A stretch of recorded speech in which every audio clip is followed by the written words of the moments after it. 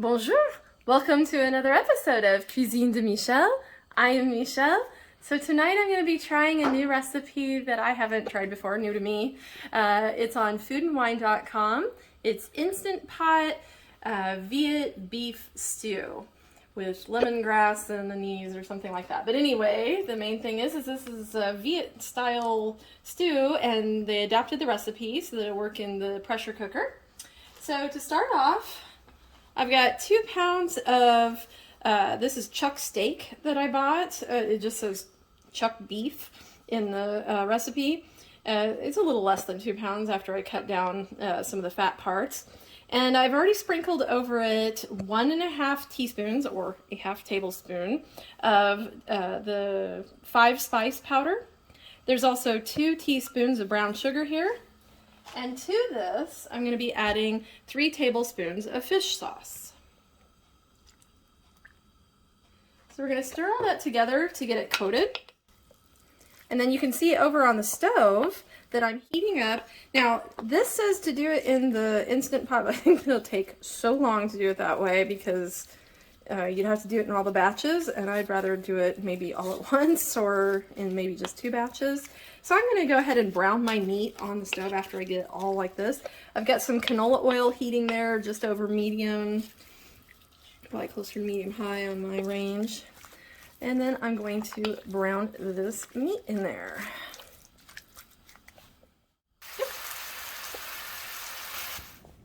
So I'm now going to switch over to my pressure cooker. It's not an Instant Pot, it's not the brand name. Anyway, with my pressure cooker, I went ahead and set it to the sear/saute setting. I put a little bit more canola oil in here because most of what was in the pan already got eaten up by the searing of the meat. Here in this chopper, I have chopped up 1 large yellow onion, 2 large cloves of garlic, and it said 3 tablespoons of fresh ginger. I just kind of guesstimated on that, so you'll have to do your own guesstimation there. And we are to sear this, not sear it, but saute it for about 3 to 4 minutes. So I'm now just going to narrate the part that comes next. We are going to now add in 1.5 cups of crushed tomatoes. Along with that, I'm going to also add in, it says to do some 3-inch lengths of lemongrass that's been bruised with the back of a meat mallet, or I actually just used the back of my knife, so I'm going to stir those in. And we have 2 whole star anise and 1 bay leaf. And a half teaspoon of fine sea salt.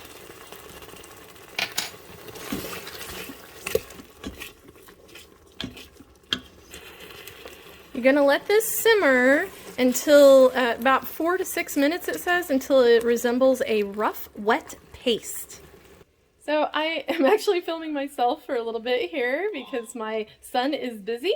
But anyway, I'm going to be returning the beef now to the pot, along with any accumulated juices, so we can see that there's some accumulated juice there. And then also we're going to add in 2.5 cups of water, or enough to cover the beef.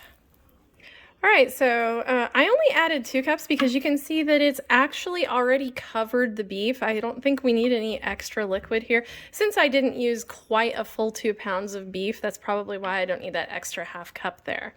So we are now going to close up the cooker and set it for a pressure setting.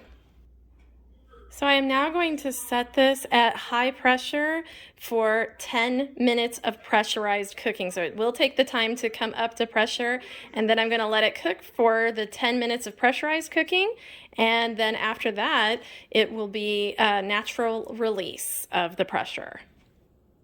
All right, my son, my editor, is back to film for me now. So I'm actually going to finish the natural release now because it's gone for at least 20 minutes. It says on the recipe we only have to release for 18 minutes. Usually that's enough to get it all the way there.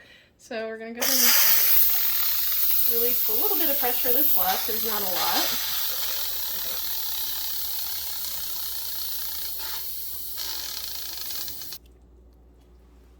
Okay, so now that I have gotten that opened up,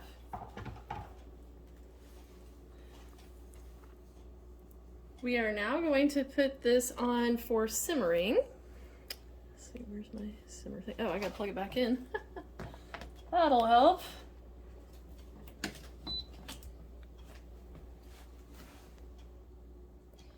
See, I don't use this very often, so I half the time don't know where any of my functions are. I think it's supposed to be the slow cooker, maybe. That's what we're supposed to use, the slow cook for that.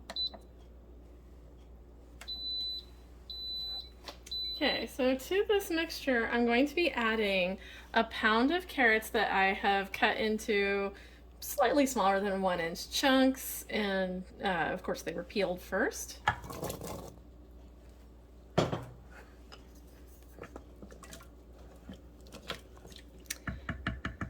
And we're gonna keep that cooking for another half hour. All right, we're actually gonna be putting this on the saute. I just realized that that's actually the setting that they want us to put it on. So it's saute for a half hour. Okay, so this is what the stew now looks like. I have let it go for the 30 minutes. At the 30-minute mark, it mostly looked like this.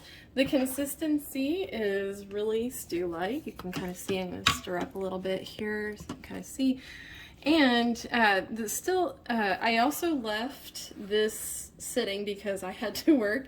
So I actually had this on the slow cook setting for another half hour after it was done on the saute setting. So it has had a chance to really mellow. If you do not want to wait on the slow cooking setting, you can just let the stew rest for 5 to 10 minutes once it has finished with the saute setting. If it's too thick, you can add some water. For me, this looks great. I don't want to dilute the flavors at all. The one thing I am going to do before plating is to remove the lemongrass stalks and also, if I can find it, the star anise. Okay, so this is my final plating here. On the top of this, it said you can garnish it with basil or cilantro or something else. I chose basil because I love basil and I thought it would make a nice complement with the flavors in here, so we will find out. Anyway, it also says that another suggestion is to have it with a bit of baguette. This is not one that I made, unfortunately. I forgot to make my starter last night, so I couldn't do that.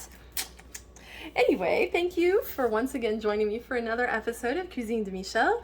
Please be sure to like, share, subscribe, and comment below to give me your thoughts. You know, tell me if you subscribe or even make a suggestion for a future video if you would like. Anyway, we'll see you next time. Au revoir.